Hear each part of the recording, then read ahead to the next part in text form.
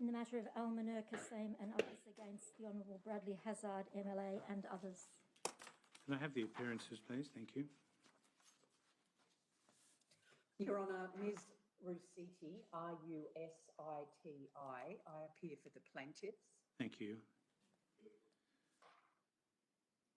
Your Honour, Ms Caristo, C-A-R-I-S-T-O. I appear for the first, second and third defendants. Who are they? I'm sorry, just to ask you. That's okay, Your Honour. They are the Honourable Bradley Ronald Hazard, Miss Kerry Champ and the State of New South Wales. And New South Wales? That is correct, Your Honour. I'm afraid that the sound is not terribly good. It may be your fault, it may be ours, but we'll just keep going. Yes, the next appearance, please. May it please the Court, Davidson for the fourth defendant, the Commonwealth. Thank you very much, Ms Davidson. Are they the only appearances we're expecting this morning? I presume yes, they are. All right, thank you. Now, I've had an opportunity, obviously, to read the papers. Is there any opposition to expedition? Your Honour, this is the State of New South Wales. Your Honour, we do not oppose some form of expedition, provided that it is. I'm afraid I just, Ms Caristo, I'm afraid I just can't really make out what you're saying. I do apologise. Would you just repeat, if you wouldn't mind, what you've just said? Yes, Your Honour. If you just give me 1 moment, Your Honour, I'll just try and fix something. No, I can't. I'm sorry. You'll have to stop. I really can't hear you. I do apologise. I'll just check whether it's our end or we'll try to make an adjustment. I'm so sorry to interrupt. Any party's connected and has a speaker that's projecting loudly in your office or something along those lines, it's feeding back through our system. So just turn your volumes down a little bit on your speaker, please.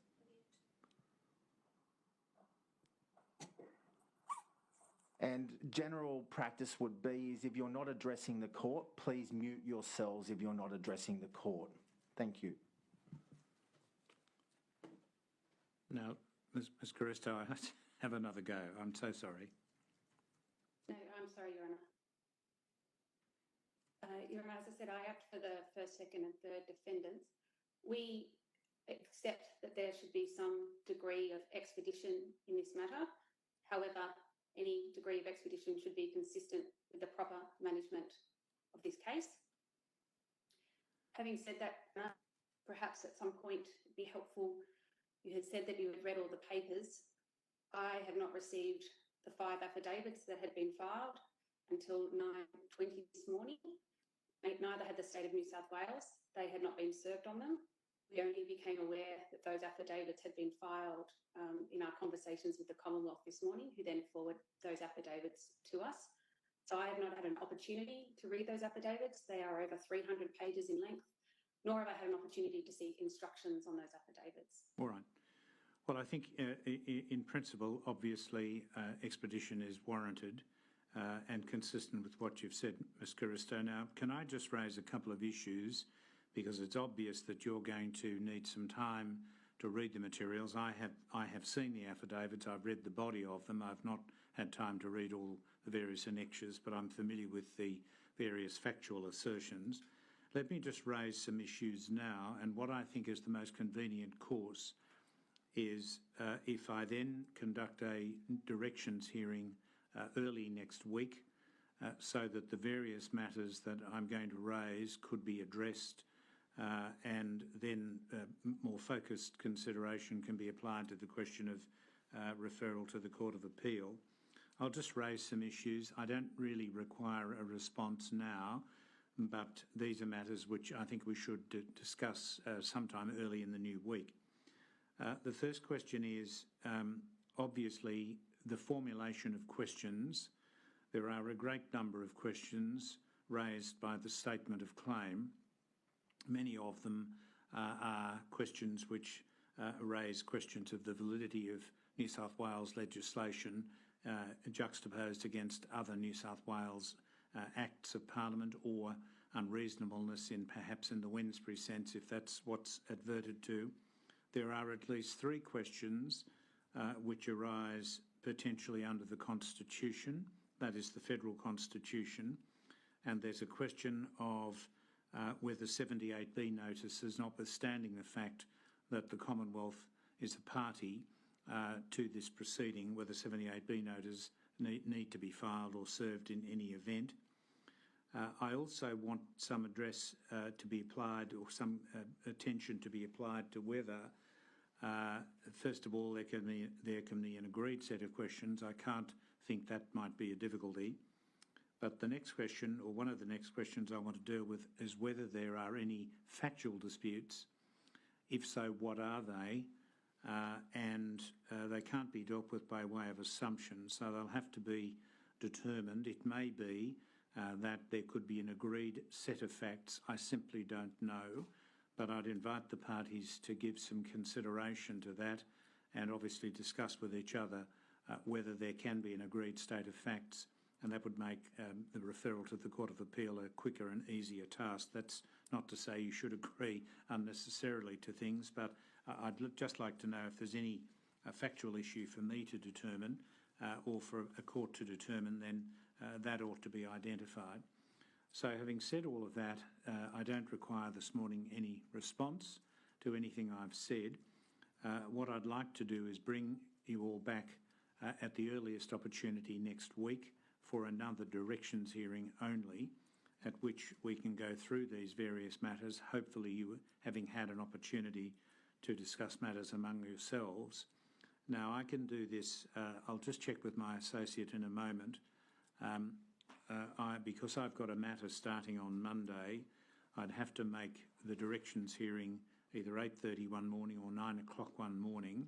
Perhaps if I can give you my times, and then let's see if that corresponds with your availability. Wednesday next week would be, at the moment, my best day.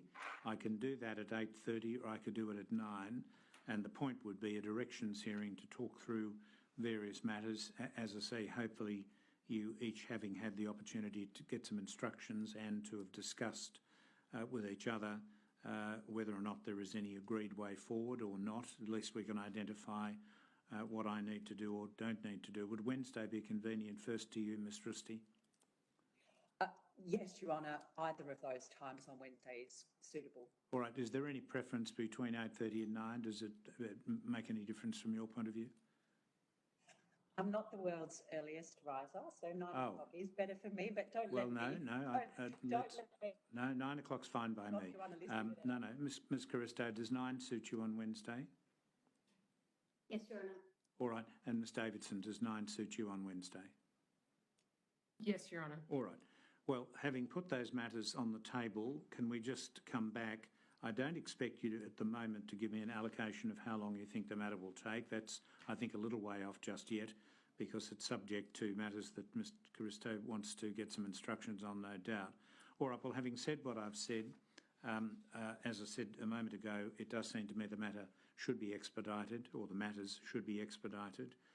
Can I just simply then, unless any of you or either of you want to say something, just simply adjourn this matter for further directions until next Wednesday at 9 a.m, and it'll be the usual AVL link, and we'll send the invitations out in advance.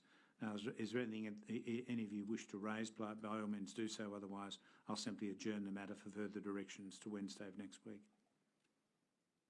Yes, Your Honour, there is one other issue I'd like to raise at this point. Certainly. Can also be dealt with on Wednesday if necessary.